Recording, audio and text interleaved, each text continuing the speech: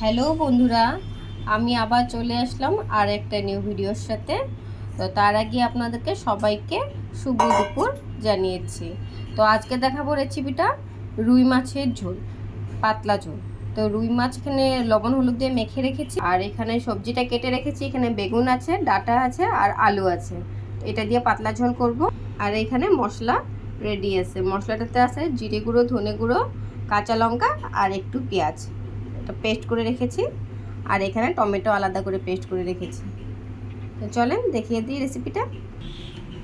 কড়াই গরম হয়ে গেছে, তেল দিয়েছি। তেলটা একটু গরম হওয়ার পরে মাছটা ছেড়ে দেব। লবণ,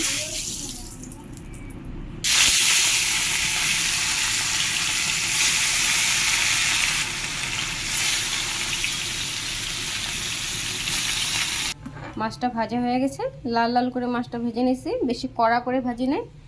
ঝোলে দিব কালো জিরা সম্বার,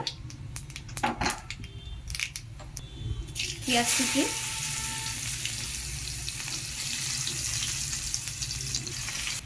সবজিগুলো দিয়ে দিচ্ছি।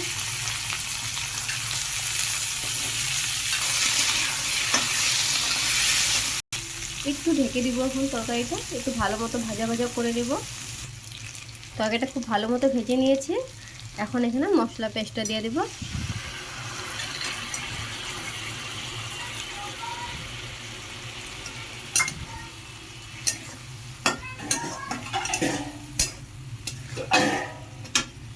মশলাটা কষানো হয়ে গেছে। এখন টমেটো পেস্টটা দিয়ে দিচ্ছি। টমেটো পেস্ট এখানে হয়ে গেছে দেওয়া। এখন হলুদ দিব,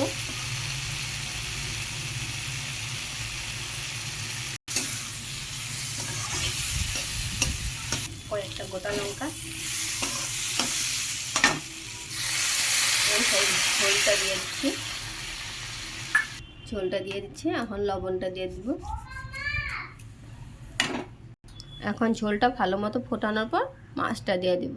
ঝোলটা খুব ভালো মতো ফোটানো হয়ে গেছে। এখন মাছটা দিয়ে দিচ্ছি। মাছটা দিয়ে দিচ্ছি।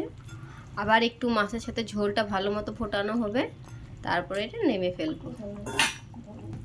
আর একটা কথা বলে দিচ্ছি আপনাদেরকে, যদি আমাদের ভিডিওটাতে কিছু খারাপ লাগে বা কিছু ভুল হয়ে যায়, তাহলে আমাদেরকে কমেন্টের মাধ্যমে আমাকে জানাবেন।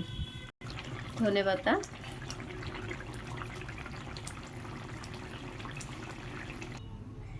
তো আমাদের রুই মাছের পাতলা ঝোল রেডি। ডাঁটা, আলু আর বেগুন দিয়ে করেছিলাম জি। তো আপনাদের ভালো লাগলে আমাদেরকে জানিয়ে দিবেন। আবার দেখা হবে আর একটা নিউ ভিডিওর সাথে।